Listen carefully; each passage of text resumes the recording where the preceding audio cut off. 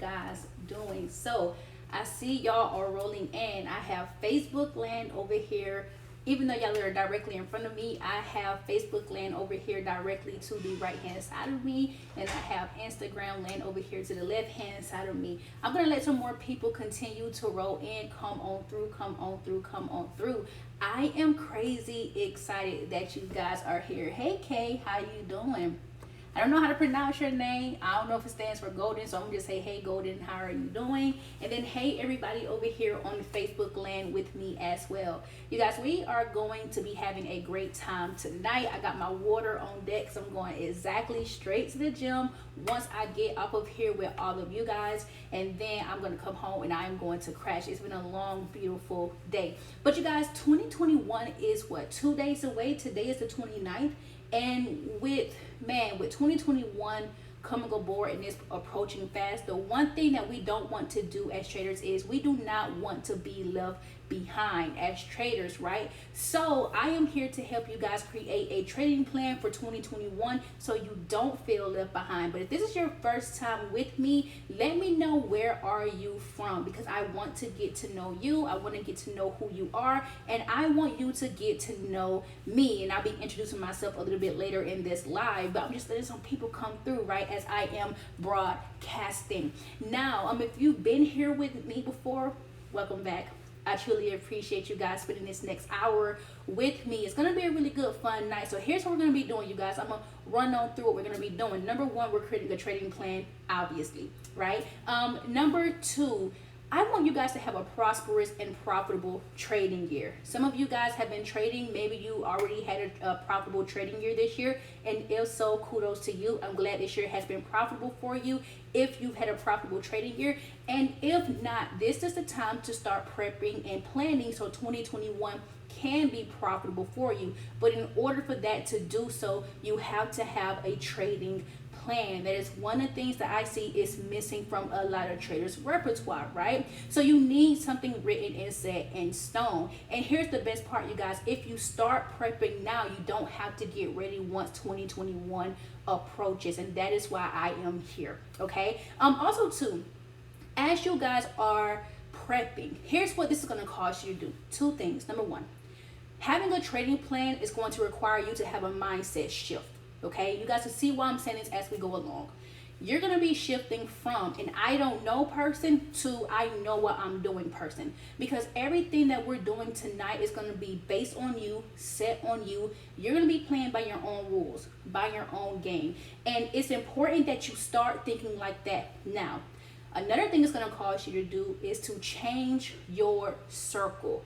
Now, as you're trading, you're going to need some strong-minded people around you, people who know what you're doing, people who can hold you accountable, and people who can respect what you're doing. Because I think sometimes that's what's missing in the industry is, it's okay to be in coaching groups, right? I coach people. There are people here on Facebook land who are in coaching groups, Instagram land who are in coaching groups, and I guarantee you that network is very important. Being around like-minded people who are on the same pace and same track as you, because I'm going to be honest, some people are going to fall off in 2021. Y'all, I've been trading for quite some time, and I've been teaching for quite some time, and I can almost guarantee you somebody is going to fall off, but I do not want that to be you, and so that's why I am here to help you guys. Now, don't be a hater, you guys. Make sure y'all share this live with 2 other people on Instagram land and Facebook land as well, because as I grow, you guys are going to grow too, and that's what we're here for, right? We're here to grow together. Now, for those who do not know me, if you guys are new to me, my name is Shaquan, and I am the trading educator at SLFX Trading. That is my company's name, and my name is very important. Your name is going to be important too, and that's why I started off with mindset. I started off with names, and that's why I'm really doing this tonight, right? Names are very important in this game, in this industry. But I've been teaching for going on 3 years and trading going on for 5 years, you guys. I've been in this game for quite some time. I still consider myself a baby in some areas, but once again, like I said, as I grow, you guys grow too. That's why your circle is important, because they're going to push you to go to new heights and go to new levels, right? So I see a lot of people on Facebook land. I have people from Africa, South Africa, that's what's up. People in USA, that is what's up as well. You guys, I live in the United States. I live in South Carolina. So if you're close to me, hey, I'm originally from Georgia, but I was born in Hawaii. I'm a Navy baby, you guys, okay? And so, you know, I've been around this world. I've literally traveled overseas. I've been to a lot of places. I've lived a good life, you guys. I'm going on 31. My birthday is next week, y'all. So in a short period of time, I've been able to do a lot of things.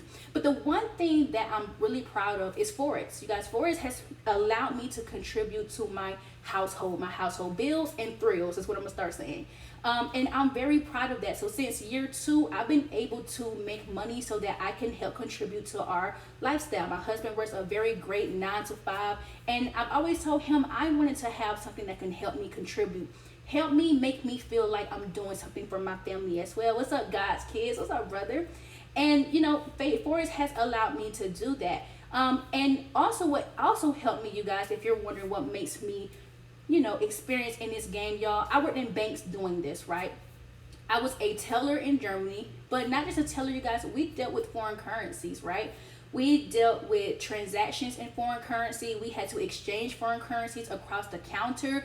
You guys may know that as a centralized location, and Forex is a decentralized location to where there's not a physical location where you can trade Forex because you're doing it online. So if you didn't know, now you know, okay? So I'm giving y'all game early here, right? I've dealt with 4 to 5 different currencies as I traveled overseas. We had to deal with different currencies. I've helped people pay bills in different currencies, do loans, process loans in different currencies, put money in ATMs in different currencies. So, you know, you name it, I've done it, right? And what we're talking about exchange rates, the foreign exchange market, we dealt with the exchange rates, you guys. We had to fall under the FDA policy or the Federal Reserve policy, which the central banks, you know, they set those policies for us. I had to adhere to those, right? So that's what makes me qualified in order to teach y'all. I take my banking knowledge and I put it onto the chart so I can teach you guys, all right?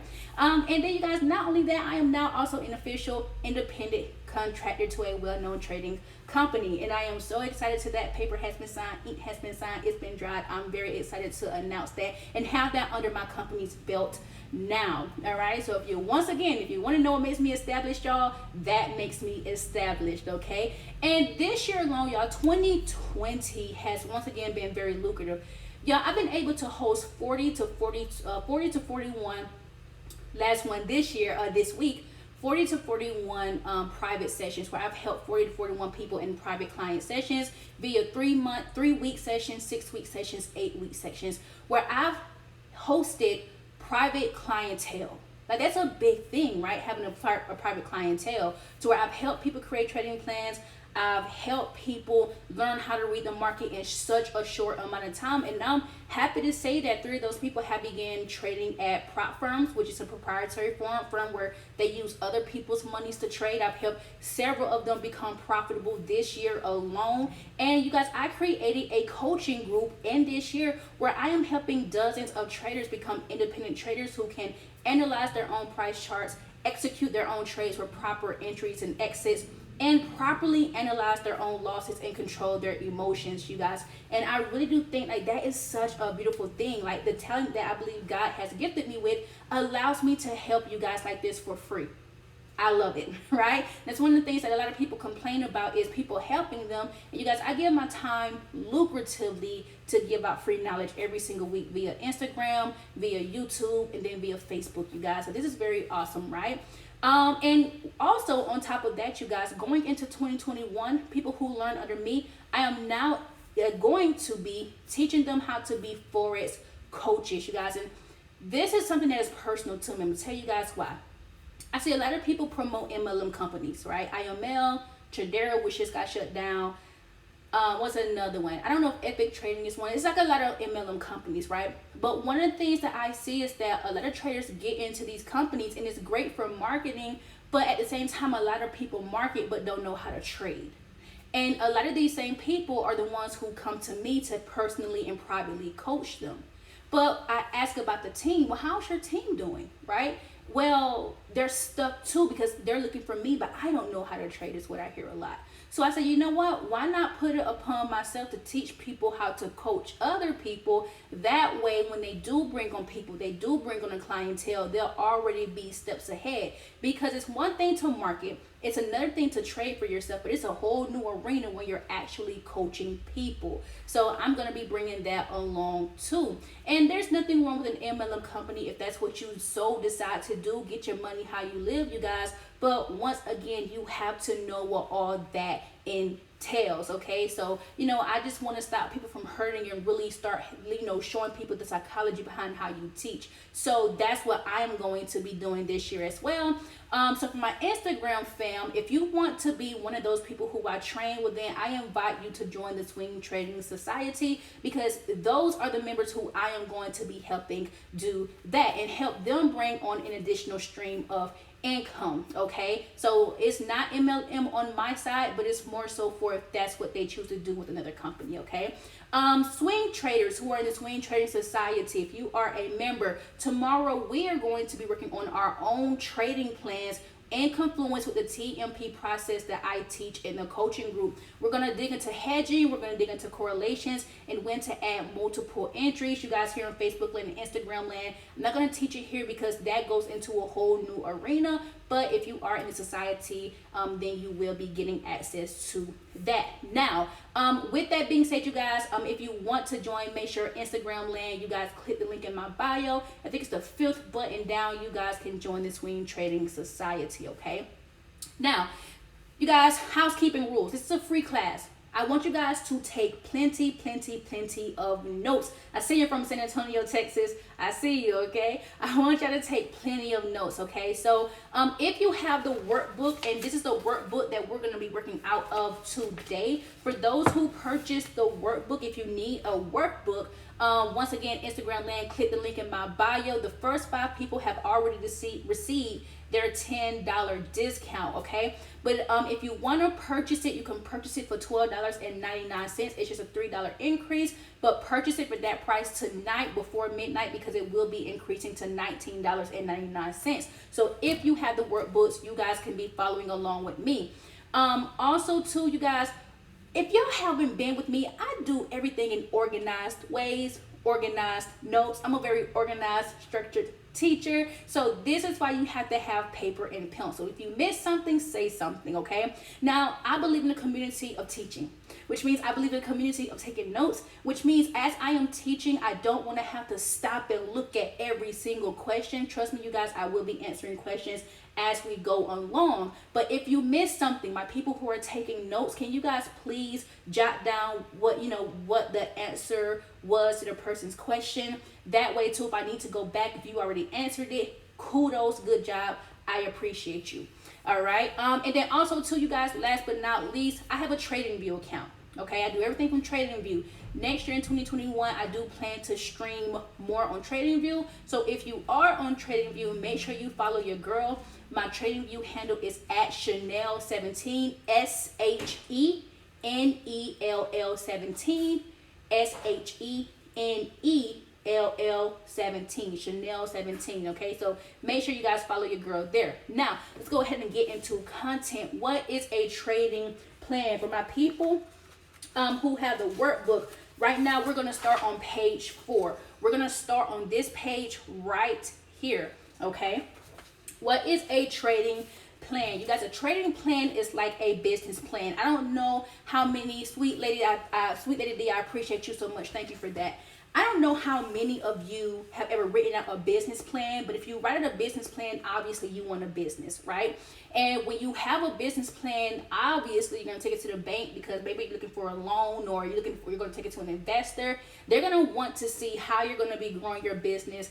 What actions are you going to take in all of that, right? Well, a trading plan is literally the same way. A trading plan is a written, thought out process, right? Your plan of actions that you are going to be taking as a trader. And it's going to detail everything from who you are, what you do, how you'll do it, when you're going to do it. Okay? And I'm going to say it again. It's who you are, what you're going to be doing, how you're going to be doing it, when you're going to be doing it, and where. Okay? Very important. Now, I want you all to do this every single day. Okay? I want you all to look at yourself in the mirror, or every time you sit down at your computer to trade. I want you to look at yourself as a business. I truly do. I'm going to say that again. I want you guys to look at yourselves as a business. If you've ever heard people say trading is a business, they're absolutely right. Because you can turn yourself into an LLC, which is a limited liability company.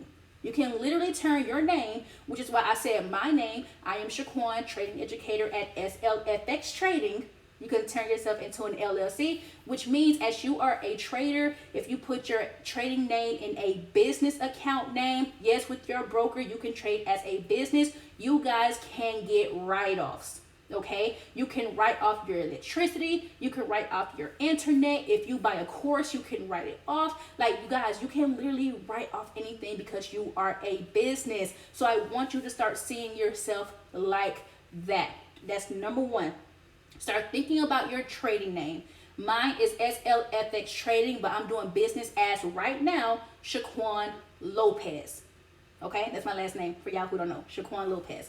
Okay, now every business has a bookkeeper, okay? Maybe you're the bookkeeper, maybe a family member is a bookkeeper, you're probably an accountant right now, okay? But you need a bookkeeper, and your bookkeeper is going to be your broker, okay? I'm gonna say that again. Your bookkeeper is your broker. Now, I'm gonna give y'all just a little bit of game right now behind brokers, okay? When it comes to your broker, not only are they your bookkeeper, but they're the person keeping all of your transactions so you don't have to. Imagine trying to figure out every single entry, every single exit, at what margin, how much margin you have, how much free margin you have left, right?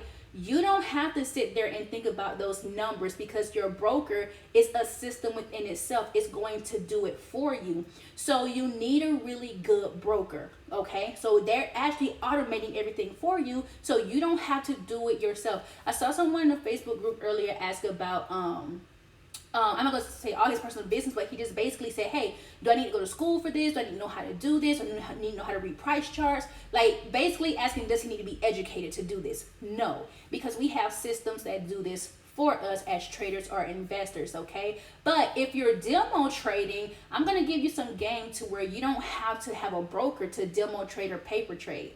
Through TradingView, right? TradingView.com. It's a free sign up. It's a platform where you can analyze price charts for free. You can paper trade through them without needing a broker. It's literally a 30-second setup. You already signed up with them. All you gotta do is tell them how much you want to demo trade with, and then you're in. That's it, right? But if you do want a broker, right? If you're saying, hey, Shaquan, 2021, I'm going live, or 2021, I want a decent demo account so I don't have to, set it up later, then I want you to make sure you trust your broker, because y'all, this is where you're putting your money. This is where you're sending your money. This is where a central bank comes into play, because you want to make sure that the broker who you are with is regulated. You want to make sure that if anything goes down, you can get your money back or you can sue. Okay, because if they're not regulated and something goes down and you can't get your money, or they refuse to give you your money, there's a loophole somewhere, you can't sue them if they're unregulated. Okay, so I want to make sure that y'all know that. Now, if you say, well, Shaquan, what's a good beginner broker? If you're US client base, I would say Oanda, OANDA, is a really good broker to start with. They're my personal broker. I really do like them. I haven't had any issues with them, and they are regulated. If you're overseas in like the UK somewhere, IC Markets is really good. Pepperstone is really good. And if you just want to have a list of brokers who you can just look through, you guys, FX-List is a really good website to go through to compare and contrast brokers. But you do want to make sure you have this written down in your trading plan, because you do want to keep track of who your money is sent to, what they're doing with your money, and how they're operating. Okay, it's a part of your business. All right. And also too, make sure too, if you're going to file taxes, because as a business you do have to file taxes, make sure that broker will give you or provide you tax information, because they can send you some reports on your account. So make sure the broker can do that for you, okay? Now, next, right? In order for you to operate as a business, not only do you have to set up a broker account, but what do you need in your broker account? You need money. So you need to start thinking now in 2021, if you haven't thought about it already, how much are you gonna put in your trading account, right? How much are you going to begin trading with? I think, you know, that is very important when it comes to you trading. So you want to set the tone now, right? Set the tone for how much money you want to start to trade with. And FYI, you guys, one thing that you don't want to do, you don't really want to start with a small amount. And let me explain what I mean with the small amount. You don't want to just start with $10. You don't want to just start with $20. Anything under 100, to be honest with you, because here's what this is going to lead to. It's going to lead to you gambling, and it's going to lead to blown accounts. I have seen so many times where people say, well, let me just start with $10, or let me just start with $20, or let me just see what I can do with $50. The more you're saying, let me see, let me see, let me see, let me see, it becomes a song and a dance, and you're not really taking it seriously. Because if you have really good knowledge, and I want you guys to really start to think about this as you are learning how to trade. When you have really good knowledge, do you really want to waste that good knowledge on a $10 account or a $1,000 account? If I know I can get a better return on a $1,000 account because I have the trained knowledge, I'd rather spend my time building up a $1,000 account than a $10 account. Are y'all rocking with me so far? Do y'all understand what it is that I'm saying, right? I've seen too many people gamble with a gambling mindset of a let me see type of ordeal. Okay, we don't want to do that. So if I had a recommendation to, you know, how much money should you probably start with, I would say $500 to $1,000 as a starter account, okay? And real money. And if you're trading demo, biggest tip here, if you are trading demo Facebook land, if you are trading demo Instagram land, my fam here, you guys, I prefer that however much you plan to open up a live account, you demo trade the same amount, because practice is going to make perfect, okay, for you. I don't pocket watch nobody. I know some people right now, they starting off with 5,000. Some people right now, they starting off with 10,000. I don't care how much someone starts with, but I do care that you know and care about how much you can start with, okay? So the more you can do, the better. If you don't got it, save. Get a second job. Sell something. I don't know. But do what you have to do to get your coins up so that you can trade better with the best knowledge that you have that's proven. All right, so now we're going to go over into section 2, which is going to be your trading operations, okay? So for those who have the workbook, we're going to be going over to page 6, okay? And your page 6 is going to look like this. I just went ahead and printed mine out, you guys. I'm going to get this binded as well so I can start writing on mine as well, too. All right, so we're going to be on page 6, all right? Your trading operations. And this is all about creating your actual watch list, okay? So we're going to create the watch list here. Now, let's talk about what a watch list is for a quick second. I don't know if you guys ever heard of it, but it's just a down name from portfolio. So you can call it a portfolio, you can call it a watch list, and it's just basically a list of currency pairs that you decide that you're going to trade, or that you're going to decide to actively trade, okay? That's what a portfolio is. Now, I want you guys to start thinking about your portfolio, okay? We're going to break these down into some categories here in just a second. But your portfolio doesn't just have to consist of currency pairs. Your portfolio can also consist of ETFs, electronic traded funds. It can consist of stocks if you're a person who buys shares in companies like I do. It can be index funds. It can be REITs, which are real estate trusts. It could be whatever you want it to be. Cryptocurrency, right? It can even be cryptocurrency. I have a few coins as well too. So it can be whatever you want it to be, as long as you know you're going to actively participate in whatever it is that you have. Now we're going to categorize the pairs that you do desire to trade and invest in. Now, there are high risk pairs and there are low risk currency pairs. Okay, so let's break that down really quick. A low risk currency pair is also what we call a slow moving currency pair.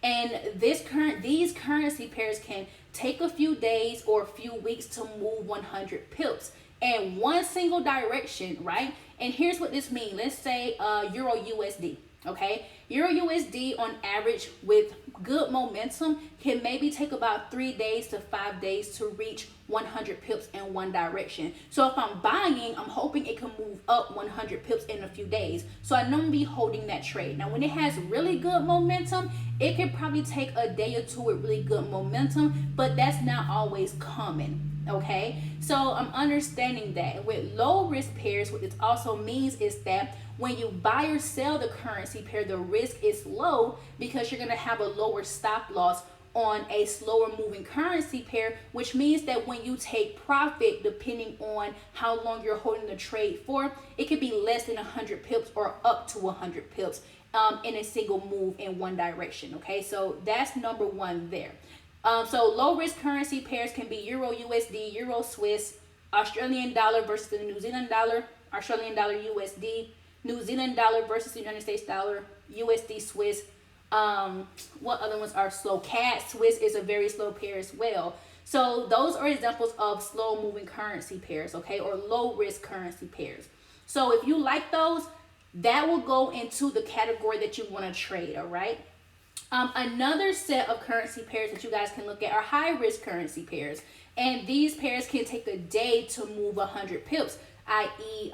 Pound New Zealand, Pound AUD, the pound pairs, or Euro AUD, Euro New Zealand, or even an exotic pair like USD ZAR, which is the United States dollar versus the South African rand. So those are currency pairs that move kind of fast. They're going to give you 100 pips in a day in one single direction. And the risk is typically higher because your stop loss is a little bit higher on those currency pairs as well too. So the faster it hits that next cent or that next dollar point, which equals 100 pips, the more your stop loss may be as well, okay? So I want you guys to start thinking about things like that. And just decide for yourself, do I want a pair that's gonna move really fast to where, you know, I may have to keep my eye on it a little bit more? Or do I want a currency pair that's gonna kind of move slow and give me room to like really look at it, you know, give me room to breathe with it, right? So those are the two categories you want to start to think about. For my new traders, I would say if you're not in a rush to make money, I would say start with a slower currency pair. You know, AUD, USD is a really good one. USD Swiss, New Zealand dollar, I would say start with the majors, the slower majors. That's really good. But if you're a person who you're like, Shaquan, I like the adrenaline, I like the rush of the faster moving currency pair, then I would say start with 1 pound pair, start with 2 pound pairs, and get to really know them and you know how fast they move and what does that mean to you, how often you have to show up for that pair as well. Okay, so that would be really good to do there too. Now, we can also go into another category when you're choosing the currency pairs that go on your watch list. You can do it based on movement and your style of trading. And this is the one part you don't want to take for granted, that you actually want to start observing how you're going to be trading and what you're going to be trading, because that's your trading style, okay? So high volatile pairs. These are pairs that have big, long movements of momentum. And I mean like when they move in one single direction for quite some time. There's not really fluctuations like that. Like when they take off, and they're not going to give you entries like that, right? Especially for people like me who are swing traders. So it's like you're either at the top or you're in at the bottom before that momentum hits. And pairs like that are like USD CAD and Pound USD. If you've ever noticed, like when those pairs take off from time to time, they don't come back for quite some time. And that's what you really want to see when you're looking at high volatility pairs. Another word for volatility is momentum. When pairs have momentum, they go to the moon. Like a lot of people in Forex like to say, they just blast off to the moon. So that's something you want to look out for. Or you can like a low volatile pair. And low volatility pairs are pairs that trend tight, which leads to consolidation or a tight range trending market. If you've ever seen a pair that it shoots off, right? But then it starts to slow down. But then as it's slowing down, it starts to range. And that's where the consolidation comes in, where it's kind of trapped a little bit. That's what low volatility does. And low volatility can happen on any time frame, where if you look at bigger time frames and you just see the market going sideways, it's not really trending upwards, it's not really trending downwards. And then it does the same thing on lower time frames, you guys. Those are called tight ranges or narrow trends. And pairs that do that a lot, if you look at higher time frames and lower time frames, are CAD Swiss, Australian dollar, New Zealand, and pound CAD. Like if you look at pound CAD on the daily right now, it is horrible. Okay, so you got to think about that. What kind of volatility do I want to trade? Do I like pairs that range? Because maybe you want to trade the inside of those ranges, the bounces. That's really good for support and resistance traders. Or maybe you want to trade pairs that take off because maybe you're a trend trader and you like trading with the momentum and the volatility of those pairs. So that's something that you want to start to think about when you're putting these on your trading plan, okay? Because one thing about it is I can't say trade this pair. That pair may not work for you. I can't say trade that pair because it works for me. Still, it may not work for you, because these are things that you have to want to do because that's your style of trading. And another style of trading is this, you guys, and don't take this for granted. Are you going to be a trend trader, or are you going to be a counter trend trader, or a mixture of both, right? So for my trend traders, if you're a trend trader, you're going with the trend, right? Like if the market is moving in an uptrend, I'm a buyer. If the market is moving in a downtrend, I'm a seller, and that's it, right? If you're a counter trend trader, you're going to trade against the trend. If the market's going in an uptrend, instead of buying, I'm selling, right? I'm going to sell against it. If the market is going in a downtrend, I'm trading opposite, I'm going to buy it.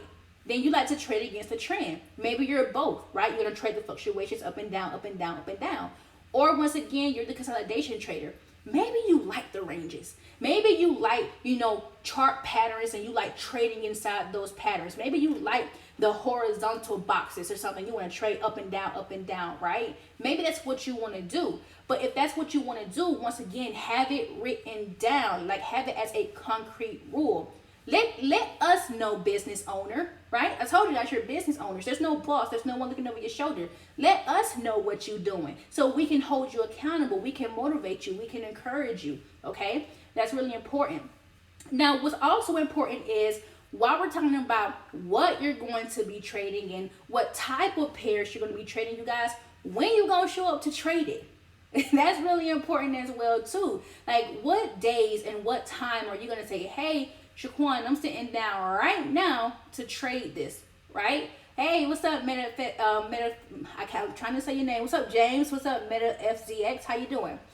But yeah, start thinking about it. Like, first up, before you think about when you're going to sit down to trade and at what time, I need you guys to assess your personal time first. All right, start assessing who you are. Start assessing what's your free time, right? Like, what does your free time look like? And start to ask yourself, during this free time, do I want trading to invade that? Do I want trading to intervene in my free time, or my family time, or my work time, right? Can I trade while I'm at work? Do I have to do it before work or after work? Don't make trading your all, okay? Like, don't make it intervene. Trading needs to benefit you. It needs to be a positive add-on, okay? Making money needs to be a positive add-on, all right? Hear me well when I say that, okay? So trading should be focused around your personal life schedule, not become your life schedule. Don't be addicted to this game. That's really important, all right? Now, realistically, I want you guys to have in mind what time and day can you realistically show up to do these two things. Number one, analyze your price charts. I'm going to tell you guys right now as a Forex trader, the best time to analyze your price charts is over the weekend when the market is closed. That's the best time to analyze. But I want you to start to think on what day and at what time can you sit down to do that. All right. What I also want you to start to think about is what time during the week, after you already analyzed your price chart, can you sit down to execute the trade? Y'all, these are two different times. Okay. You have a time you analyze, you have a time that you execute. Weekends are for analyzing, weekdays are for executing. I'm going to say it again now. Weekends are for analyzing, weekdays are for executing. I am going to sacrifice 2 hours of my Saturday or my Sunday morning to analyze my price charts so I can execute them during the weekday, Monday through Thursday. That's me personally. Okay? Yours may look the same, yours may look different. All right? So I want you guys to write those times down. They don't have to be expanded. It doesn't have to be really drawn out. Okay? Because we're going to get to that later. Now, something I want you guys to start thinking about. Y'all, don't lose your job and your family to trading. Don't do that. Okay? Because once again, it can become gambling if you don't know how to monitor your time. If you don't have good time management. We always talk about risk management. People don't talk about time management enough. We got to get more into time than we are with risk. Okay? There's a reason I'm saying that too. Start thinking about time management. Don't make it to where you're spending so much time trading, you're not spending time with your family. If you're married, you're not spending time with your spouse, that quality time that they crave, right? You need to keep your spouse in the loop. Hey, baby, you know what? This is my analyzing time or my back testing time. I just need an hour, and then I'll give you the next hour. Me and you, boo, mwah, love you, right? Like, you have to set yourself up to do that, okay? Very, very important, all right? So everything that we do should be focused and intentionally done on purpose for the good. Once again, this should be a benefit, okay? It shouldn't hinder you or anything that you're doing, okay? Now, in order to do this, you need to prepare. So you need to prepare with your time frames. And this is really important, okay? We got to connect the bridge here now. Let's connect the bridge, okay? The time frames that you will be using each week. It needs to stay consistent. Do not be a groupie to your time frames. Don't be parting up on every single time frame thinking it's going to benefit you, because it will not. All right? If you play whoop-de-whoop, skip the loop with these time frames, you're going to be confused as ever. All right? So this is going to be based on your trading style. I mentioned that earlier, you guys. Your trading style represents the style of trader that you are. And in order to choose your trading style, I want you to start thinking about this. Number one, how long can you sit in front of your computer to trade for? Is it an hour? Is it 2 hours? 3 hours? Like, how long is that? Like, I really want you guys to start thinking about that. Like, Shaquan, if I could sit down to trade, meaning I'm going to execute a trade, which I honestly don't think y'all should be sitting any more than an hour, to be honest with you, except for, and I'll talk about that in just a little bit. But how long can you sit at this computer to trade? All right? Second part. How long do you want to hold a trade for? Let's talk about that really quick, right? Because there's a difference on how long you want to hold a trade for versus how long you actually will hold a trade for. Some of y'all want to hold a trade for 24 hours, but right now you're only holding a trade for 5 minutes because you're scared. Okay? Like, let's get that part out the way first. Okay? I want you to really start to think about, for 2021, mindset change. Now, I'm going to shift it here. If you could hold a trade for a certain amount of time, and you know you can, what would that look like to you personally? Okay? Start thinking about that. All right? Jane said, boss lady, you giving us the trading gospel. I love it. Hey, brother, you know, I gotta do. I gotta do. You know, I like people to think for themselves. You know, this is how you become an independent trader, you guys, when you can answer these questions for yourselves, right? And so we gotta think about it.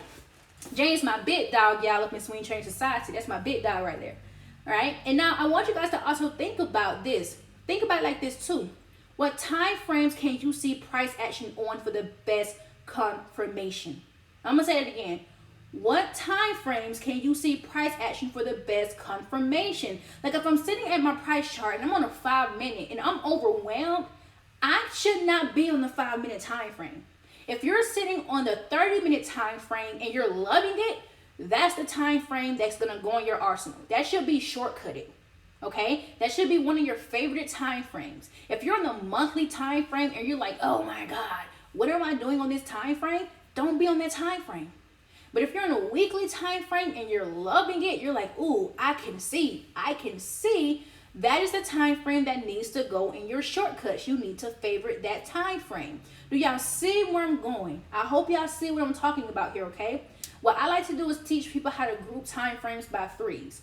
Have a time frame that you analyze for trend, meaning you can see everything. You can see everything that's going on. It's going up, it's going down, it's consolidating. You see everything. Have a time frame where you can see the current price. You know the cycle. All right, price is in an uptrend, but it ain't moving up right now. It's kind of going back. That's the retracement. It's moving down against that trend. All right, that's the retracement. So in order for price to do something I needed to do, I needed to get here. That means you can see, okay? And you're going to plot out on that time frame where price currently is, where it needs to go so you can trade. Then you need a time frame where you're like, okay, boom, it's here. I'm going to execute a trade. That is the time frame you enter on. That's your trading time frame now. So it's three. your overviewer, your current, your entry. You need 3. Anything more than that, that's you, is optional. There's nothing wrong with it. But don't have too many options, okay? Don't have too many options, all right? It can look like this for my swing traders. This is my bread and butter here. Monthly, weekly, daily, 4-hour is optional. You don't want the monthly? Scale down. Weekly, daily, 4-hour, 1 hour, optional. You don't like the weekly? Scale down. Daily, 4-hour, 1 hour, 15-minute optional. Okay? I hope y'all seeing where I'm going. So let's talk about the time you're going to sit in front of your computer. If you are on the 4-hour and above, my bread and butter, once again, we should be on our price charts 15 minutes minimum a day. 30 minutes max a day. No lie. No joke. I ain't going over that unless I'm teaching. Okay? I'm going to say it again. 4 hours and higher, you should be on your charts 15 minutes max minimum or up to 30 minutes. Why? Because for number one, the 4-hour candle, if you're trading it, closes every 4 hours. Why are we sitting there looking at the 4-hour time frame? Makes no sense. Daily time frame enters, like me and a lot of people I coach, price close one time a day. We should only be at that candle 10 to 15 minutes, or that time frame 10 to 15 minutes before that candle closes. Other than that, we ain't got no business on them, right? Very important, you guys. The more you sit on your chart and you look at it when you have no business doing it, the more you become wayward. The more you will overanalyze and you'll change every second because you're watching price move pip by pip by pip by pip by pip. And it's going to change you, change your mind. You're thinking too much. Don't become overwhelmed with what you can't see, okay? So I really want you guys to start thinking about that. Now, also ask yourselves, how often do you want to see profits drip into your account? I don't mind profits dripping into my account once or twice a week, 3 or 4 times a week, 5, 6 times a month, 8, 9, 10 times a month. I honestly don't mind that. Okay, some of you guys may say, Shaquan, I want to see money come into my account every 24 hours. So here's what this means by this answer. If you say, Shaquan, I want money every 24 hours, you need to be a day trader or a scalper. If you say, Shaquan, I don't mind the slowed down, bigger profit potential in one trade, you should be a swing trader. Like, that's it. Like, we're not even going to overcomplicate that answer. Okay? It's either one or the other, apples, tomatoes, which one? I'm not going to juggle it. All right, but I want you guys to start keeping this in mind. The higher you go in time frames, the bigger the picture you're going to see, the longer you're going to hold trades for. And because it's going to go into what we're going to talk about next, okay? The lower the time frames that you analyze, the more scaled in you see, you're not holding your trades as long. You're going to hold them for less time. Basically, you guys, how does your trading lifestyle benefit your personal lifestyle? It's all about the money here, okay? I'm going to be honest with you. But you still have to be able to group things in an organized way so you can make money. And you're going to choose this wisely because it's going to help you reduce anxiety and it's going to help you reduce your stress. Ask me how I know, okay? Ask me how I know. Now, we are about to start building out your process. So if you are, or if you have the workbook, we're going to be on the next page, okay? Page 10. And the workbook is called Trading Style and Process, okay? So basically, you guys, you want to start to look at the market structures that you are going to be using. And let me talk about market structures right quick because we still have like 3 more sections to go really quickly. So we may go over an hour. I'm fine with that. Okay, now, when it comes to your market structures that you're going to be using, y'all, simply put, market structure just basically means what you're plotting on your price chart to tell you when to enter the trade. I say that every single week, every single session I do, just to keep it simple, right? There are different types of market structures, but you have to know which one is going to compensate you, right? I have my support and resistance traders who like popular exchange rates. Support and resistance is not based on the trend per se, because when traders plot support and resistance, they don't see it anymore. It gets ghost. All right. So support and resistance is more so for popular areas in the market where price has hit an area multiple of times and it keeps interchanging to make you think, you know, you should buy, you should sell, you should buy, you should sell at one price point because you're basically having a level there. That's support and resistance. Then you have key levels where, you know, key levels sit at certain points in the market, maybe every 250 pips, every 1,000 pips, every 500 pips, right? Some people just like key levels at even numbers. Nothing wrong with that, right? But if you're going to do key levels, I want you to start to think about what that actually means. If you have one at every 250 cents, you just basically have it at every 2 cents and I would say 2.5 cents. That price raises if your exchange rates on your currency pairs are in cents, or if it's in dollars, it's every 200 or 250 pips, $2.50 increments, right? That's basically what that price scale is showing you. So it just depends on how you have it. It's at every 1,000 pips, it's at every $10 or $1 increment every time price goes up or down. So start thinking about it that way. Those are key levels. And then you have trend lines, and trend lines are going to do a few things. Trend lines are either going to be used to gauge the trend, like when price is making higher highs and higher lows in the uptrend, you'll draw a trend line to gauge that trend. Trend lines are very popular in this market. I think it's even pretty more popular than support and resistance, to be honest with you, with the way I see people's price charts. So that's one thing that you can use there. Trend lines also turn into chart patterns, right? Wedge formations. What's the other ones? Wedge formations, bull flags, pennants, all those types of things, right? It's so many, right? Channels, ascending channels, descending channels. It's a lot, right? Then you have zones. Zones are really good, and zones can be used in confluence with supply and demand, support and resistance. It can be used in confluence with just general areas in the market where people want to break, or whatever the case may be. Whatever you're using, hear me well. When you plot that on your price chart, you're telling the market, I need price to get here before I can place a trade, okay? That's all your market structure is, okay? So here's a few things that you want to do before you choose to use whatever structure it is that you will be trading for 2021. Number one, know what they are and know why you're using them and how you're using them personally. Personally. I'm going to keep saying that for you. You personally must know why you're using it. I don't care if 100 people use support and resistance. Why are you using it? Okay? Like, how do you understand it? That is very important.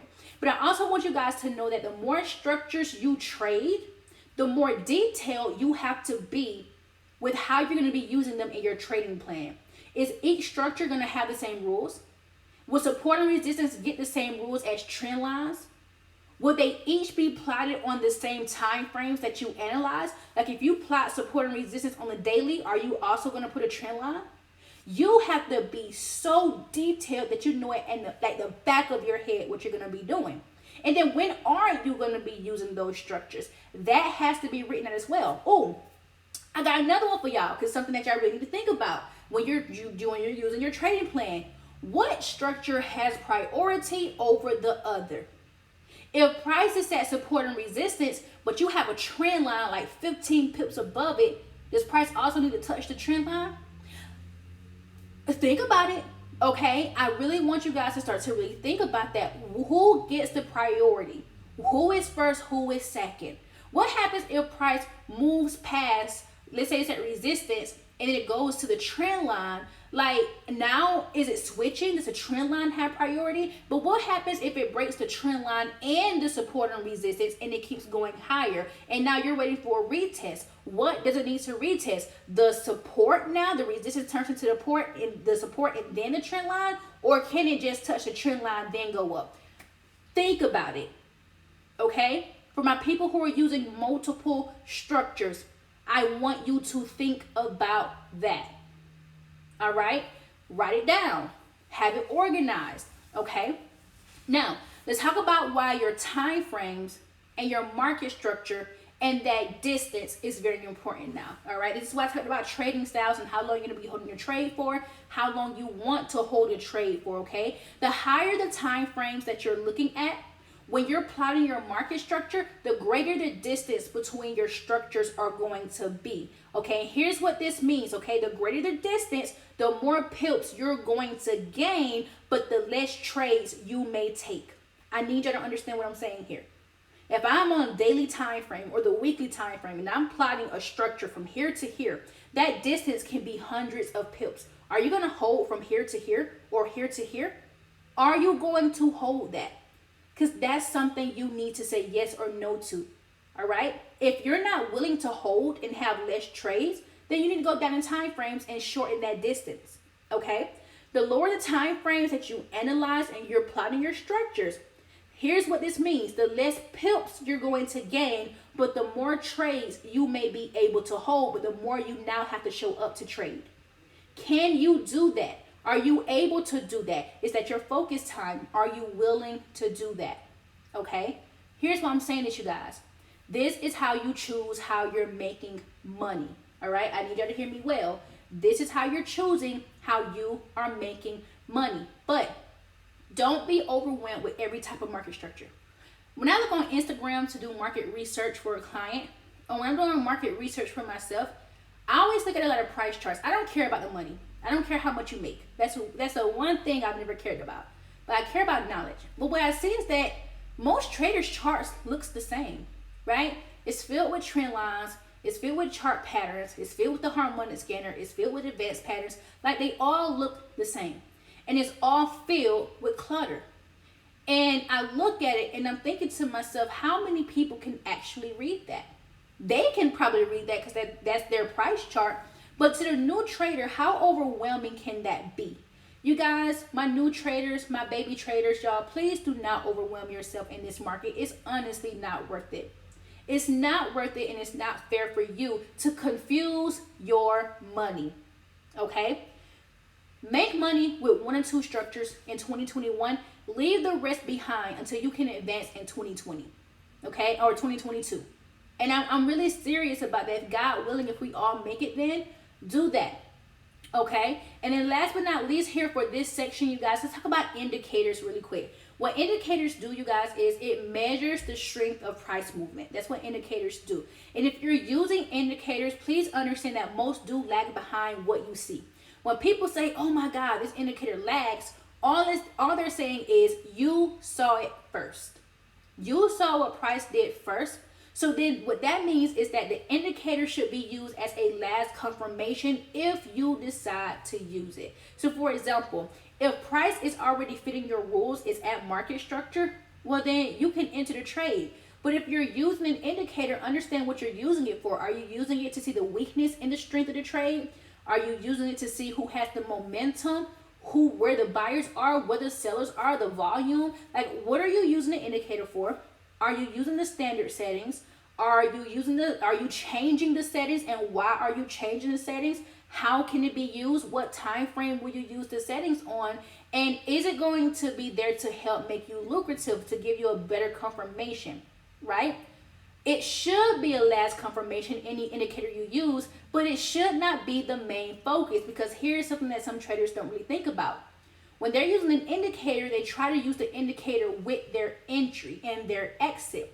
But to be honest with you, price is the best indicator that you have. Price in your eyes. You need to have a relationship with price action. Okay? Have a relationship with it. And understand that the indicator is just there just to be in the back of your head, really. If you're the indicator trader. Okay? So that's something that you guys want to think about, okay? And speaking of money and last confirmation, you guys, let's talk about entries and exits really quick. Let's get your entries and exits in order. And I want you guys to really start writing this down. We're on page 11 for my people who are in the workbook. We're on page 11. Page 11, page 11, page 11, okay? And I'm going to take a swig of my water, y'all, because my throat dry. One moment. All right. I want y'all to remember this for 2021. No more forced entries. No more forced entries. No more locked doors. Okay, don't lock yourself in. No more locked doors. Do not get trapped in a trade because you entered too early. Do not get trapped in a trade because you feel like you entered too late because you chased price. Do not get trapped. Don't get locked in. Okay?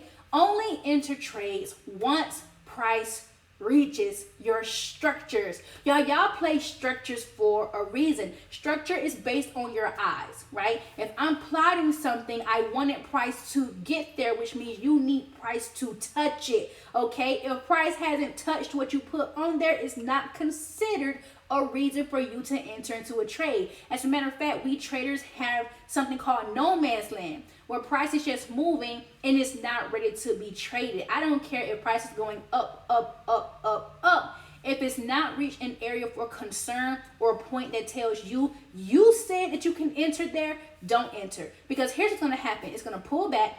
You're going to be in drawdown and you're going to be pissed off.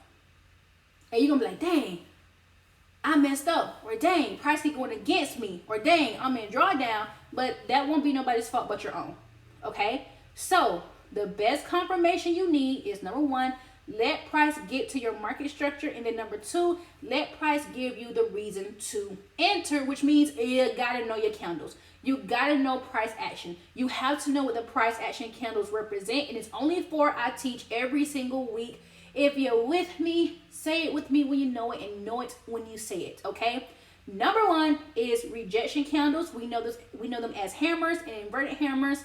Number two is engulfing candles, the bearish and the bullish. Number three is the doji and confirmation. Number four is the spinning top or the spinning bottom, aka the harami. Coach Bree says, been there, not fun. Exactly, Bree. I think most of us have been there, and it's not fun because you got to work your way up out of that drawdown, right? Some people don't use stop losses, and they just sort of go and go and go and go and go and don't get out until they're in profit. And let me tell y'all what that means. You are now addicted to taking bad trades when you do stuff like that, and now you're gambling. Well, you gambled before you entered. But the thing is, when you have to say, okay, well, I just think price gonna come back. I think price gonna come back. That means you can't see the forest for the trees. You cannot see. So trust me, you guys. Though, right, James? He said, yes, indeed. Learning those changed the game for me. Those four candles sets the tone for everything that we do in the market. Y'all, I can't tell you. I have this one client. He and I worked together in December. We worked together for 3 weeks. Y'all, in 3 weeks, this dude making money. Like, he's in Forex, and he's using what I taught him in binary options with those four candles, y'all. He is killing it. He been sending me markups with profits and profits and profits after 3 weeks of me and him working together. And I am sincerely proud of him. Another client, while me and her were in our 3-week sessions, before she ended her 3-week session, she had made a profitable trade, and she was like, oh my gosh, Shaquan, this stuff actually works. 3 weeks, you guys, and it does. Those four candles that I teach are a game changer. I'm telling y'all, 4 candles, game changer. You just need one to put you in profit. That's it, okay? Now, let me say this when it comes to your exits, okay? Once price gives you the permission to trade, number one, price set structure. Number two, it gives you one of those candles. What's gonna happen is this, okay? When it gives you permission to enter into a trade, you then have to place your exits. Your exits come in 2 forms. It comes in a stop loss and it comes in a take profit. I need you guys to write that down. When people talk about exits, I think some people just think about take profit. They don't never really think about the stop loss. Exits are 2 things, take profit and your stop loss, okay? Now, simply put, I'm not even about to sit here and spend a lot of time on this. For my structural traders, which means you're trading a formal market structure, support and resistance, key levels, trend lines, whatever that you are trading, okay? Your take profit will be at your next structural point that you plot. So if you're trading support to resistance, resistance to support, whatever, okay, well, you're going to buy from support and you're going to exit at or take profit at resistance. Like, that's it. If you're trading trend line to trend line, the ranges, if you entered the trade at a bottom support trend line, you're going to exit at the top part, the top part resistance. Like, that's it, right? Like, it doesn't even have to be that deep. It doesn't have to be that deep, okay? Like, don't make that overcomplicated, okay? Now, your stop loss for my structural traders, now you can do this 2 ways, okay? You can put it above or below your entry candles, which is causing you space, or like one of my clients calls it wiggle room. You're giving yourself wiggle room above or below the entry candle, and it's going to be based on the time frame that you entered in knowing. That's why I talked about stop losses as far as the pips, the high risk and the low risk pairs. If I enter a trade on pound AUD on a 1 hour time frame and not enter a trade at resistance, well, my stop loss needs to go above that candle, but not on the wick of the candle. It needs to go at least 20 to 25 pips higher. I don't want to get wicked out.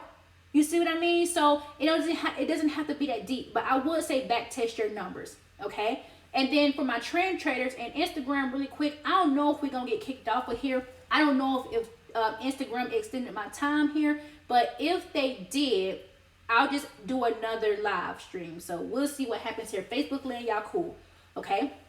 Now for my trend traders, your take profits will be back at the previous high or low, depending on the direction of trend, okay? So if you're a trend trader and you trade with the uptrend and you enter the trade at a higher low or a low point, you guys simply put your take profit is just going to be back up at the higher high. That's it, okay? My people who trading downtrends, you're a trend trader. If you enter a trade at a lower high or a higher point, whatever, and you're trading down, your exit is the lower low. Boom, just like that. That's it. The previous low. Where did prices come from? It needs to go. That's it.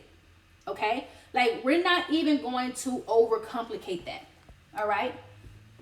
I'm sorry, y'all got people befriending me on Facebook like crazy now. But it's literally that. Like, we're not even going to overcomplicate that. Like, seriously, you guys, okay?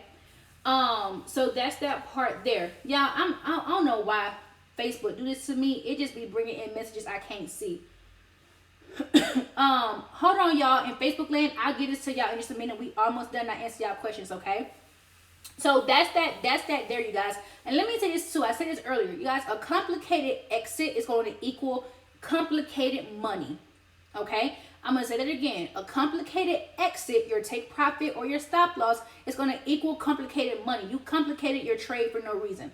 Right? Anytime that I'm teaching people how to enter and exit trades, it's a 1, 2, 3 step process. I'm not going for 5. I'm not going for 6. I'm not going for 7 reasons why, we need to enter the trade and exit. It's like, look, 1, know where price going. 2, know where you want to enter. 3, know your exit points. That's it. Right? Yeah, Kevin asks, what more can I ask for? Like, you know what I mean? Like, that's it. You know what I mean? Like don't make the trade work hard when you're not working hard for it. You see what I mean? Like, don't do that, I've been working with people for too long to tell y'all that, okay? Been working with people for too long, right? I just have a heart to, like, make it easy, okay? Now, we got 2 more sections, you guys. We're going to talk about your trading account. Let's grow your trading account, okay? So, page 12, okay? If you are in a workbook, page 12. Now, we don't want to overcomplicate this either. We don't want to do this either, y'all. 3 rules to risk management. People talk about risk management so much, but they don't never go into detail what that means. They be like, oh, you use bad risk management. Oh, you use the bad lot size. That's not risk management. That's a part of it, right? But now, 3 rules for risk management. Number 1 is your post-trade, right? That means what you do before you enter the trade. That's all we've been talking about with your trading plan, to be honest with y'all, right? Your post-trade just basically means how did you analyze the trade before you push the buy or sell button. That's number 1. Number 2 is during your trade. How do you manage the trade? How do you manage the trade when you're in it? That's 2. Okay, that's 2. Coach Bree, though, for Instagram land, the workbook is in the link. Click the link in my bio. This is the workbook, you guys. I'm about to get my binded first button when you are on my Instagram. Okay, link in my bio, first button. You can purchase it. Okay, now, how do you manage a trade when you're in it? We're gonna go over some of that in a little bit. And then number 3, lastly, is what do you do after you're in the trade? One of the reasons why I found that traders are not profitable, you guys, is because they don't look at how they lost the trade. When you have to ask somebody, or when you have to say, I lost the trade, but I don't know why I lost the trade, you don't have enough knowledge yet. One thing that I do with my people in the Swing Trade Society, or when I coach them privately, one of the first things you need to know is, how do you assess a lost trade so you can improve by yourself? That's a part of being an independent trader, right? It's all a part of it. If I can't assess that trade to know why I lost it, I can't trade the next one profitably, or it's going to be by luck. Like, some people will lose 2 trades and win 1, and they think they got it. Oh, I got it now. But then they'll lose 5 more, and they be like, dang, I just won this one. But then what happens is they won't even know why they won that one, because it works hand in hand, okay? So those are 3 things. Post-trade analysis. That's a part of risk management, doing the work before you enter. while you're in the trade, managing the trade while you're in it, and then I think I said it backwards. It's pre-market analysis during the trade, and then post-market analysis. My apologies, I said it backwards. Pre-market analysis, or pre-trade analysis during the trade, and then post-market analysis. Post means after. Post-market analysis. Thank you, Lord. I caught that. Thank you, God. Okay?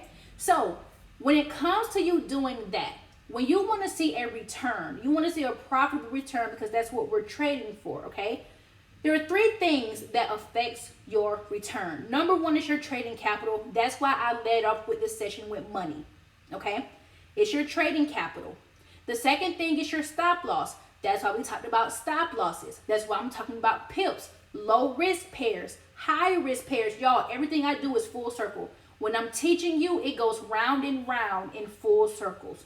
Round and round in full circles.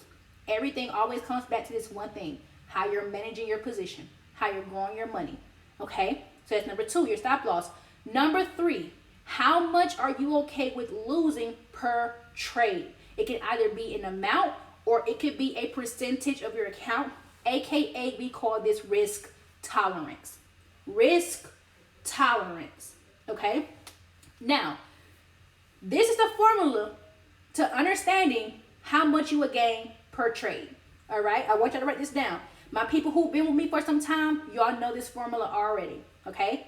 Your trading capital, because we're going to use those three rules I just said. Your trading capital times your risk percentage divided by your stop loss. That's how you get your lot size.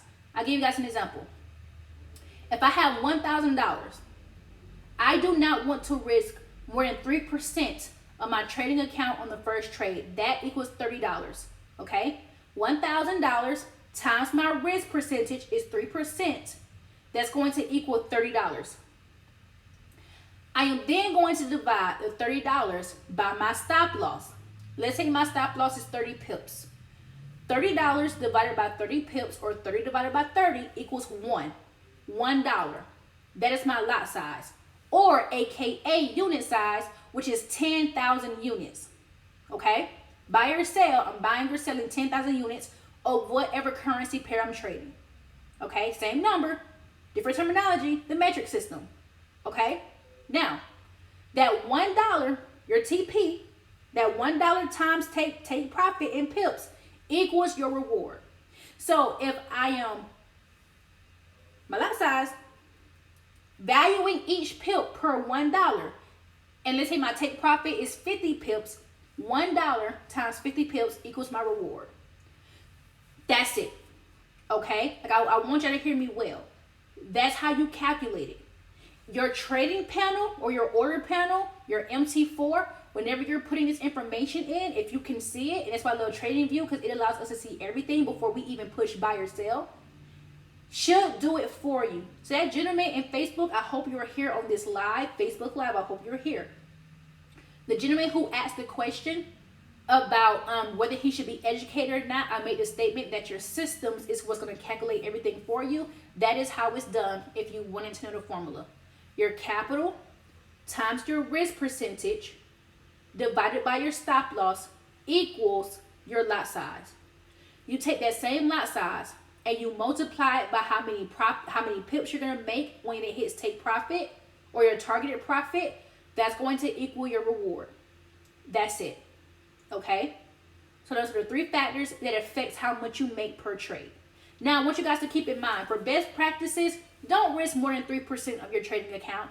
If you do, that's optional. That's up to you. But don't risk 10%, 20%, 30% just to make it. Because when it comes to you managing a really good trading account or a good portfolio, understand this. This game is about longevity, not paying your broker your money. Let the broker pay you. Don't do opposite. Okay?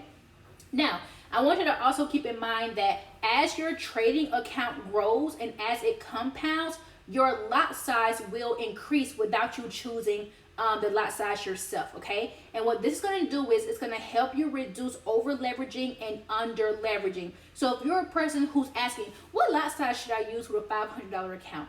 What lot size should I use with a $1,000 account? How many trades would it take me to blow my account? If you're asking those questions, that means you're choosing your own lot sizes, or that means that you don't have a relationship with how to grow your trading account yet.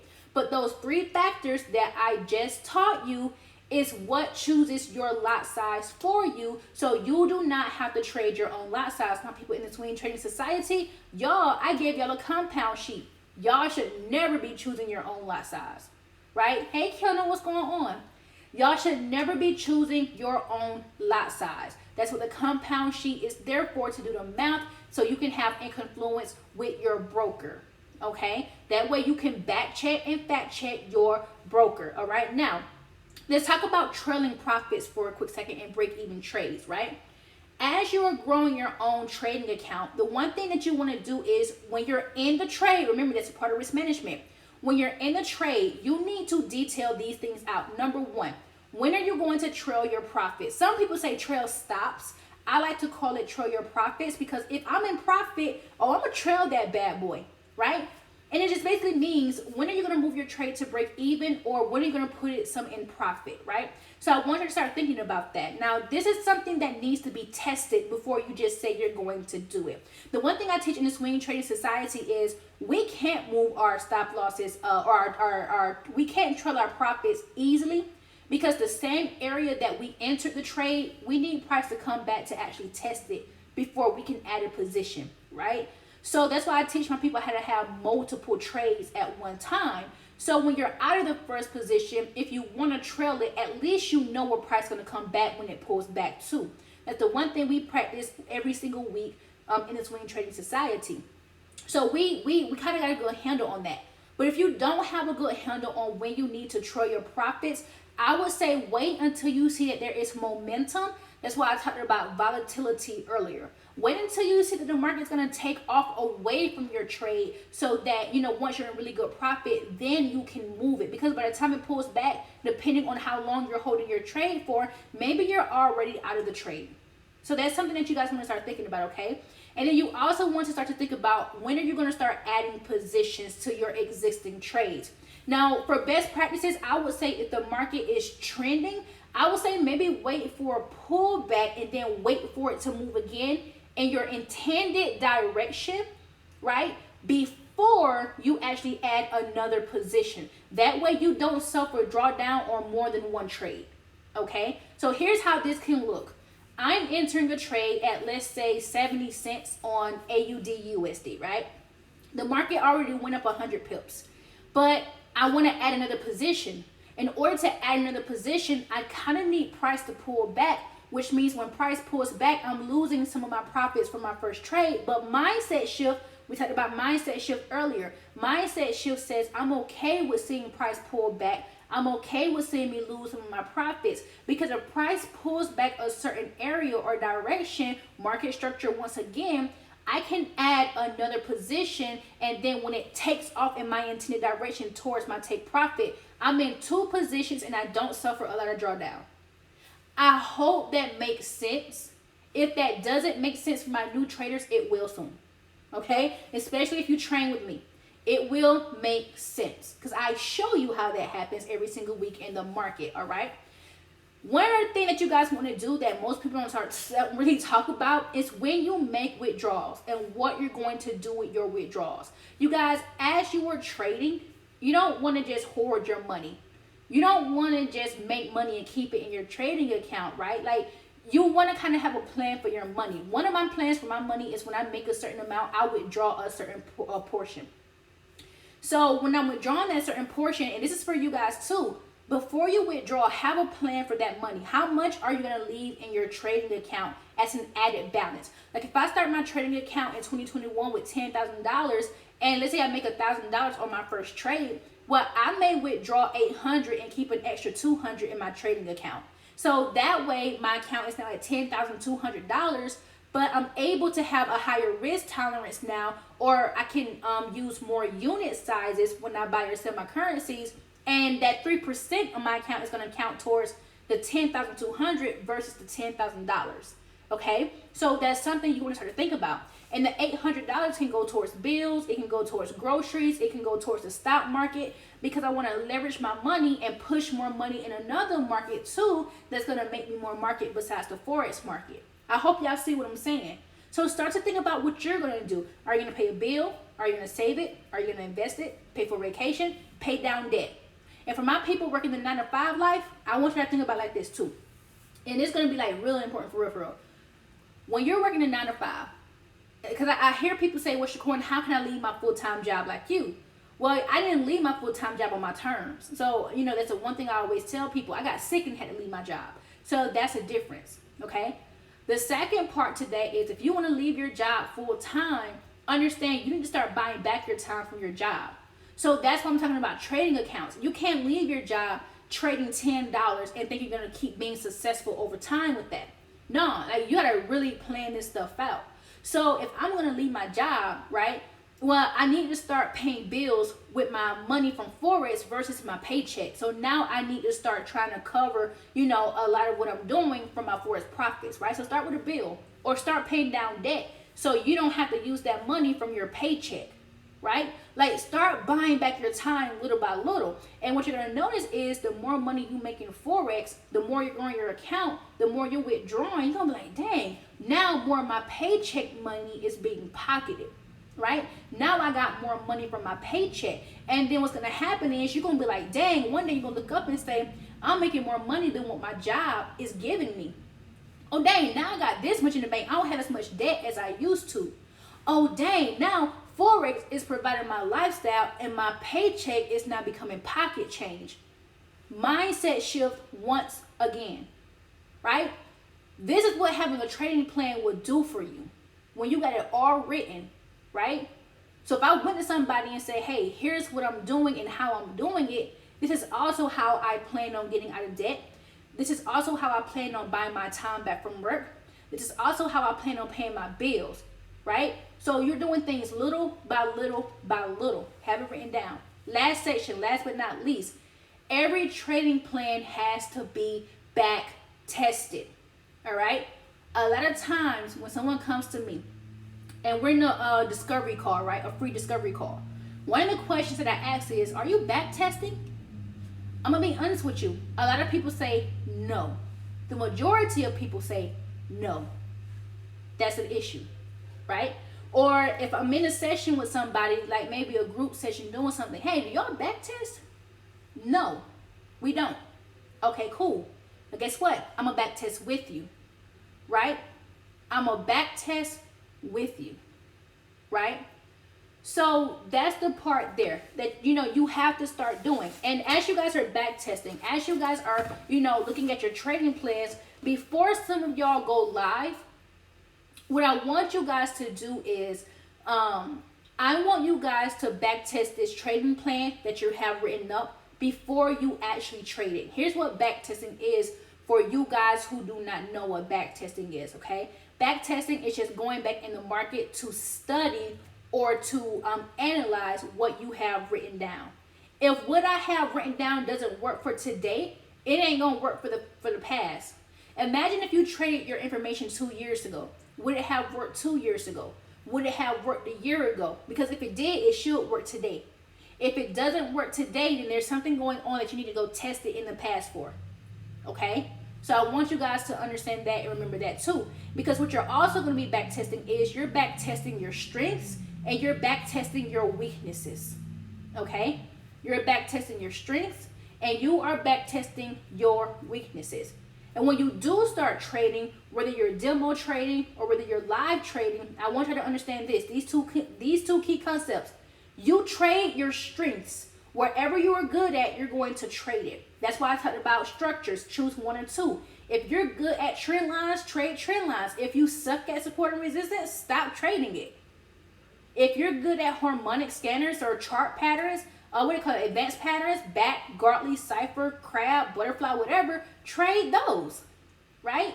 If you suck at double tops and double bottoms, don't trade them. There's so much you can trade out here. You don't need to get stuck on one or two, right? But back test your weaknesses so you can improve. If you suck at reading the trends, stop trying to trade it and go back test it. Go study it in the market. How can you see trend? How can you see the trending markets? How can you see the pretty areas? How can you see the ugly areas? Don't demo trade it. Don't live trade it. Back test it. Okay? That way there's no money involved and there's really no hard psychology involved. You're risk-free in your mind, okay? And then last but not least, you guys, have days off from trading. There's nothing wrong with taking a break, okay?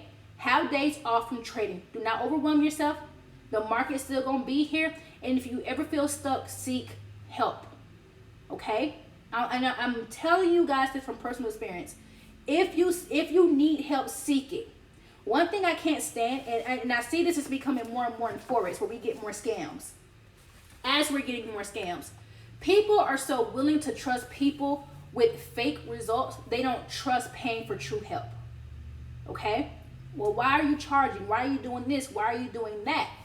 Do y'all see how much time I just spent teaching y'all? We've been on here for an hour and 19 minutes, an hour and 20. Imagine doing more on the price charts. Imagine doing more on the price charts, right? You need help. Help is not done in 30 minutes. A solution is not done in an hour. A solution is not done in 2 hours. A solution is not done in 3 hours. If you've been trading for a year and you're still stuck, someone can get you unstuck in the shorter amount of time. And you got to be willing to put in the work, because I'm guaranteeing you that person who's willing to put in the work for you will go to bat for you. So if you need help, all you got to do is raise your hand and ask. Sometimes it comes with a fee, sometimes it doesn't, but you never know until you ask. Don't stay stuck trying to figure this out yourself. Ask me how I know. I spent more than 2 years staying stuck in certain areas where it could have took me 6 months to become unstuck. Okay? So that's why I'm saying this now. Speaking of help, y'all, we're going into Q&A.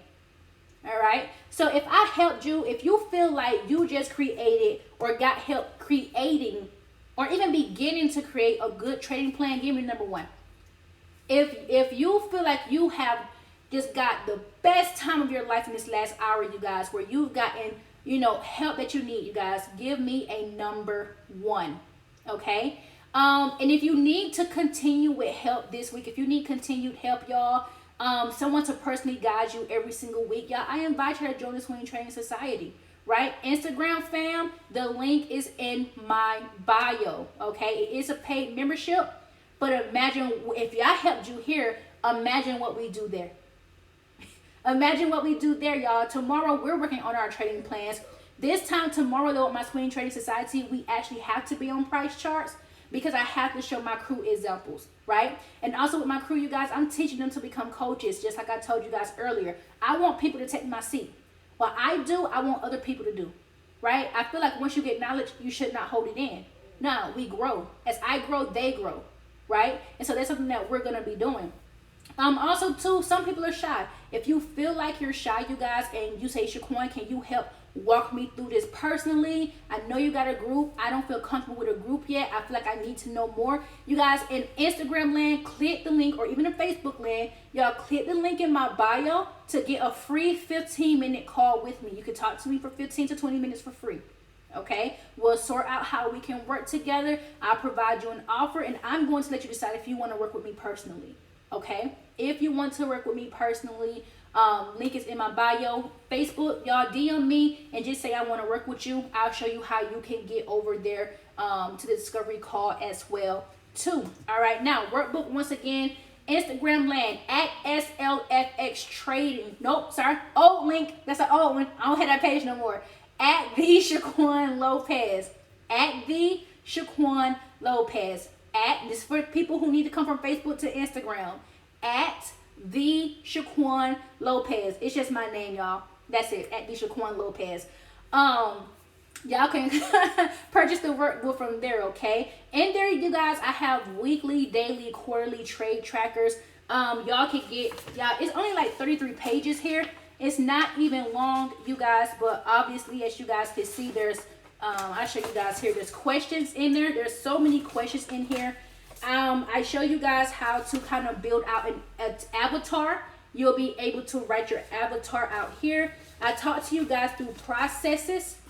And what I love with how I did this, I built this over a year and a half ago. You get a trading tracker for yourself, you guys. Monthly returns, daily returns, weekly returns, and even an area for quarterly reports, y'all, and goals. I am huge on goals. I am huge on manifestation. Everything that we do must be manifested. Okay? Everything we do must be manifested. It's like the Bible. You read the Bible, and why do you read the Bible? Because you want to become a better person, so you take action, right? Well, when we manifest, we first have to see what we know. If I know how to trade, I can write down what my profits will be, and I can manifest that into my life. I can manifest it.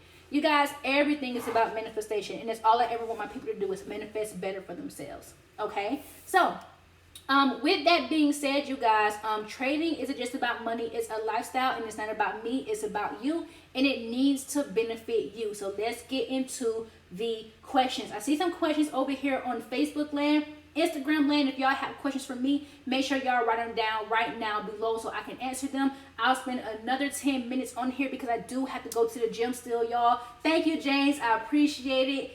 Boss lady, you rocking real, you rock real. Thank you, man. I truly appreciate the kind words. So we had Tampa, Florida in the house. We had Texas. We had Chicago, Missouri. All right, y'all all over the place.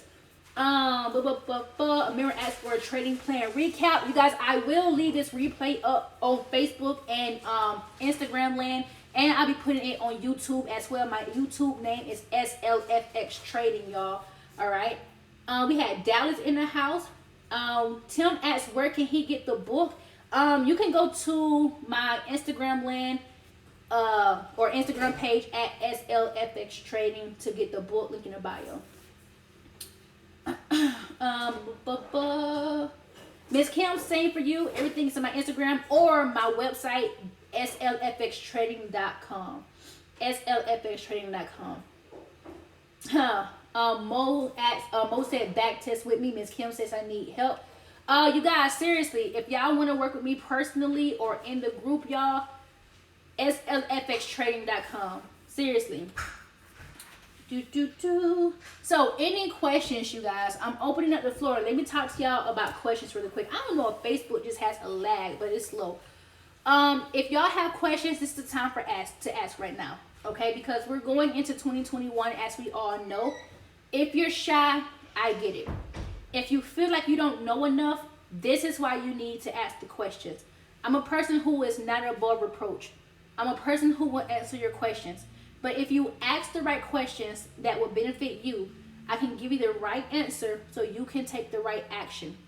But if you don't ask the question, I can't help you. Okay? And if I don't know the answer, I will seek hard to get it for you. All right? You ask, when's the next back testing party? Where's my phone? Oh, my phone right here. My phone is right here. Honestly, we may have it. Let me see. Let me go to my calendar. I'm thinking, I don't know if we have it New Year's. I'm thinking the 2nd, which is this Saturday. It's my daughter's birthday, so it won't be long. I'm probably thinking this Saturday in the morning. Saturday at 9 o'clock a.m. We'll probably be on for an hour and a half because I want to enjoy my daughter's birthday. But it may be for her birthday this Saturday. But I'll let y'all know tomorrow because I'm getting the dates and stuff tomorrow. It will be on Zoom.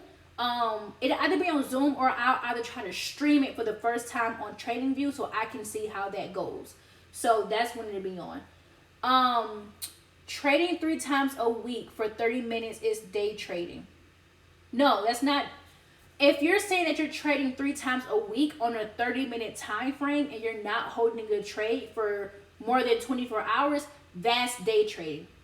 But if you're trading 3 times a week for 30 minutes, that's not day trading. That just means you spend 30 minutes on the chart and you just own it for 3 times a day. Day trading is when you enter a trade, but you hold it for less than 24 hours. That is day trading. Okay? Here come the robots and Facebook, but I can do something. I can delete and block the person from the page, which is very beautiful. Very beautiful. Okay, but yes, that's day trade. You say you're off on Saturday. Cool. Yeah, I'll let you know by tomorrow when we do that. JR says, how do you join the group sessions? On my Instagram page or on my website, www.slfxtrading.com. Go to, it's either, I think it's live classes, and just click on Swing Trading Society, or on my Instagram land at the Shaquan Lopez. Click the link in my bio, 5th link, and then you'll be able to purchase the membership. You said, oh, here it goes. Hey, Frederick. 30 minutes entry and exiting 3 times a week. Is it day? As long as you're exiting each trade within 24 hours, that is day trading. Yeah, that's just day trading. If you just want to hold a trade, because with day trading, it doesn't matter how many times you enter a trade. I know some people who will probably have 1 trade a day and they're exited, out of that trade within the next day, right? Some people get 1 trade a week and they'll hold it for 24 hours and they're done because they made enough money and they just don't want to come back to the market. Because you don't have to come back to the market if you don't want to once you made your money. Like, I really do think you should have rules to cap yourself off, right? Like, if you know, hey, I have a goal to make, let's say, $1,000 in a week. If you made it in a day, you don't have to come back. If you don't want to, you hit your goal. Now, let's say you make $750. Let's say it's Monday, you make $750. But then Tuesday comes and you don't make any money. But then Wednesday comes and you see a trade. You can place a trade, right? And then let's say it's $250, you make your money. Thursday comes, Friday comes, you don't have to trade. So you can have goals. There's something wrong with that. But it just depends on how you approach the market. But day trading is just in the name. You're trading for the day, right? Scalping is in the name. You're scalping for, a few pips within seconds or minutes. So everything's in the name, right? Swing trading. You're trading for you're trading to hold a trade for more than 24 hours, and it doesn't matter how long you exit a trade for, as long as you exit it in profit, right? So everything is all within the name. That's all it is. Okay. Block the spammers. Yeah, I did. He should be blocked. Yeah, I can't block him anymore. He should be blocked. And to be honest with you guys, people over here in Forex USA, if you're new to me, honestly, I do a lot of stuff through Zoom. I like this group. I'm a moderator here. It's not my group over here on Facebook, Forex USA. It's not my group. But honestly, that is just why I do everything through Zoom. It's easier. I appreciate you. Thank you. I appreciate you too. Can you advise how much funds are needed for a specific trade? It doesn't matter how much funds you have. What matters is how much you want to trade with and how much you want to risk per those funds that you have.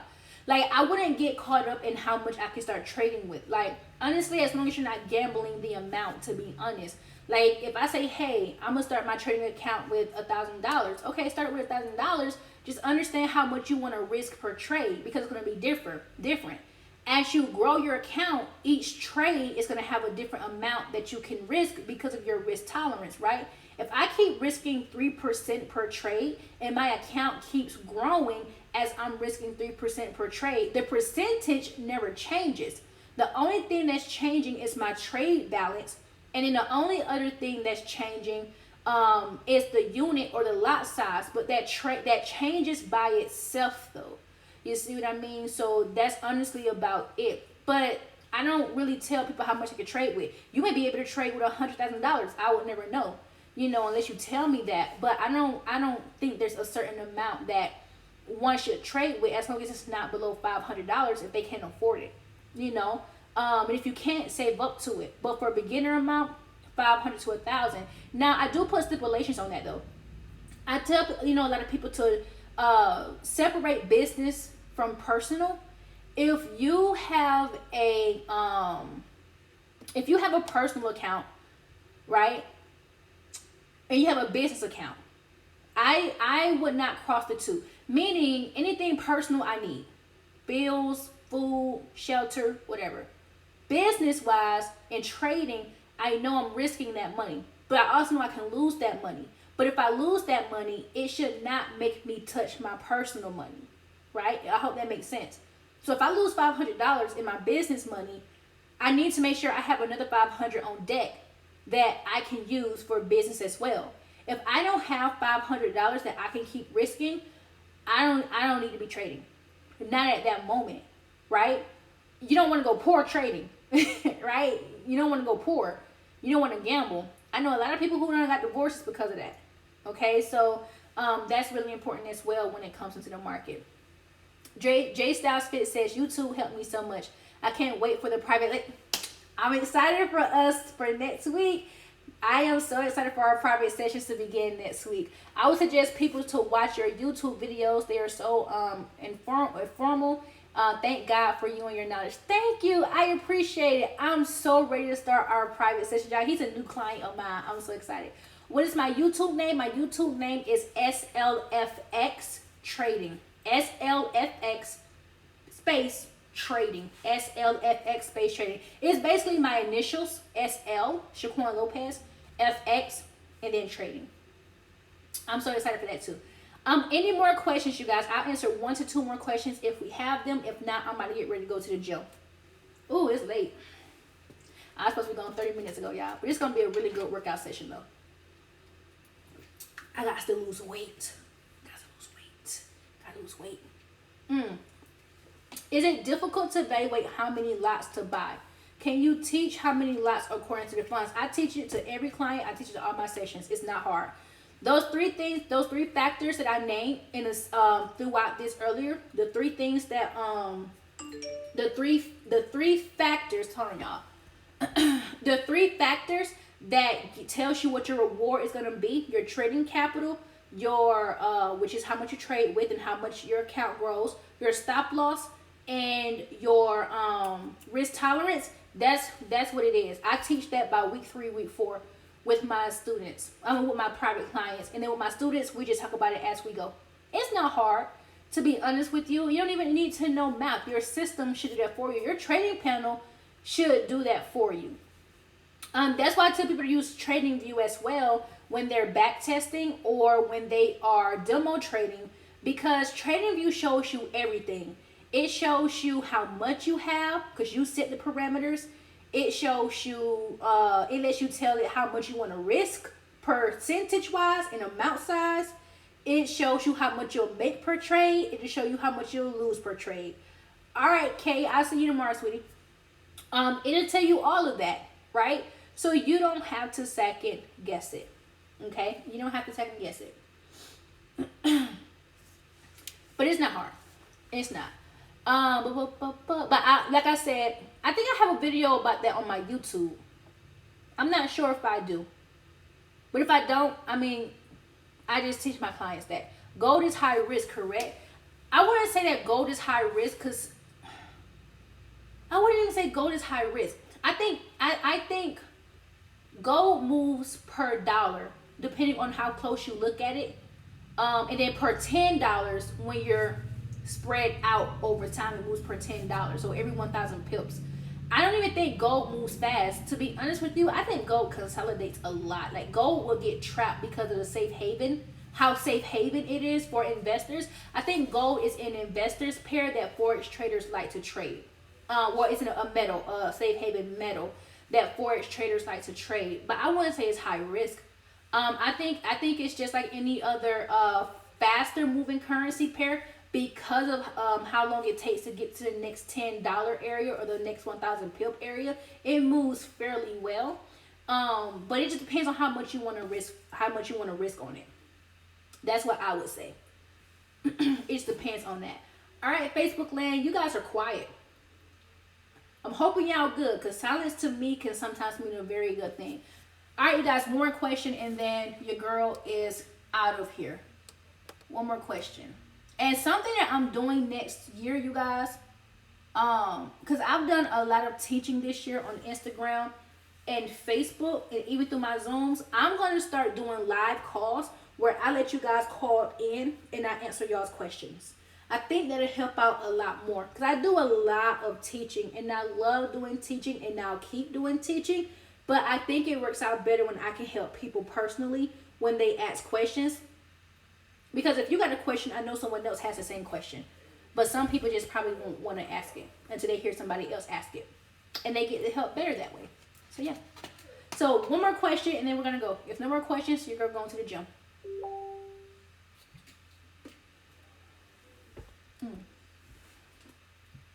I'm getting messages like crazy now, y'all.